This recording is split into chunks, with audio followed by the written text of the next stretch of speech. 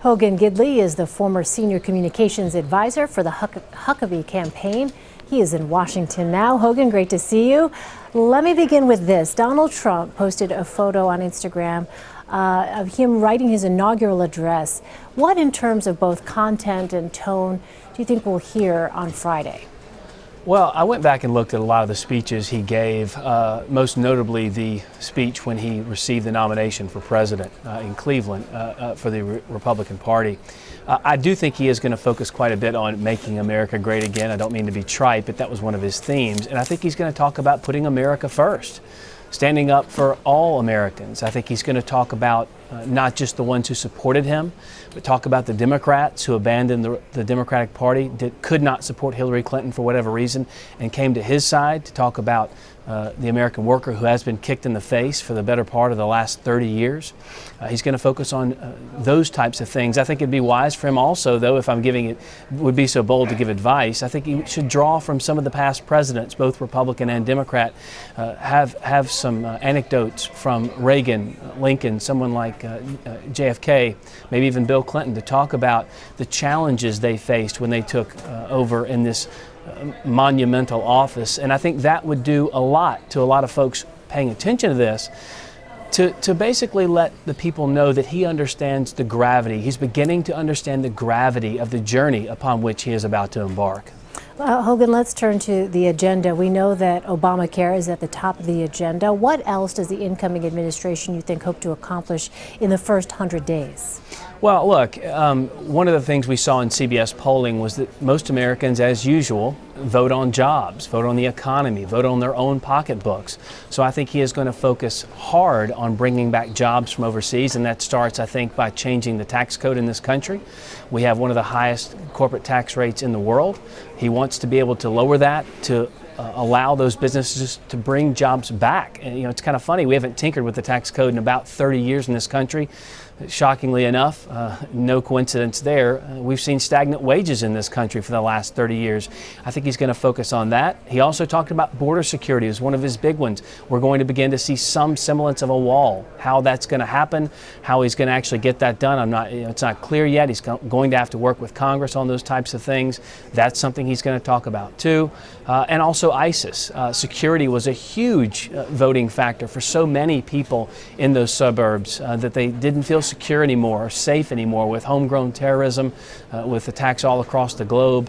I think that that's going to be one of the main focuses of his first 100 days as well. But rolling back regulations too, I think, on some of these businesses, on some oil companies, on energy production, to put people back to work in this country will absolutely be one of his biggest tasks and one of the things I believe he'll focus on first. Well, Hogan, let me ask you, Donald Trump has a lower favorability rating than any other recent president at the start of their first term.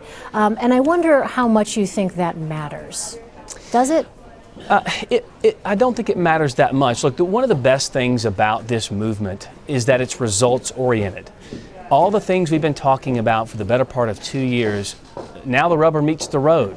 If Donald Trump can get in office, and I think he can, and actually change the trajectory of this country, stick up for all Americans, put America first, get us working again, renew and restore the respect around the globe for America, and actually reinstitute some fear that people have of America once again as being a superpower, I think that's going to go miles to helping Donald Trump and changing the perception about who he is and what he is. But look, he's been one of the most active president-elects in history. Most times you haven't heard anything from the president-elect by this point.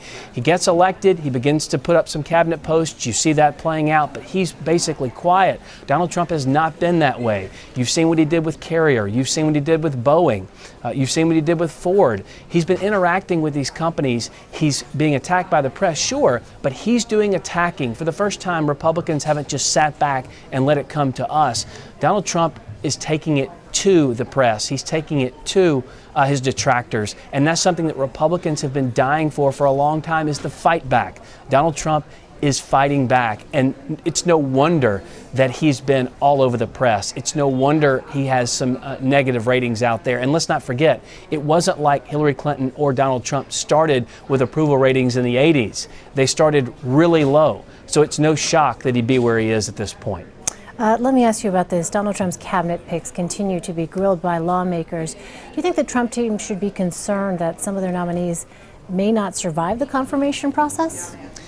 I don't know that they should be concerned. I mean, this is part of the process. I mean, I think Donald Trump has done a lot to put in some folks that most Republicans are excited about. It's going to be interesting to see how, when these hearings continue to play out, and there are tough questions, but that's what the purpose of those hearings are, to vet these people, to see if they're palatable. But at the end of the day, Republicans have the votes. I mean, they can absolutely vote to confirm most, if not all, of these nominations, depending on if there are any huge red flags. And so far, we've seen some contentious hearings, but that's what we should see. I mean, that's part of the process. We had a lot of ratcheted up rhetoric and rancor in the primary process. It's continuing to play out in some of these hearings that we've seen, some anger, some vitriol. But look, at the end of the day, elections have consequences. When Barack Obama was elected, a lot of Republicans didn't like his picks.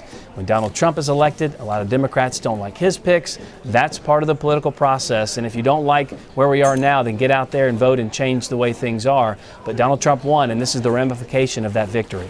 All right, Hogan Gidley in Washington for us. Hogan, thanks. Thank you.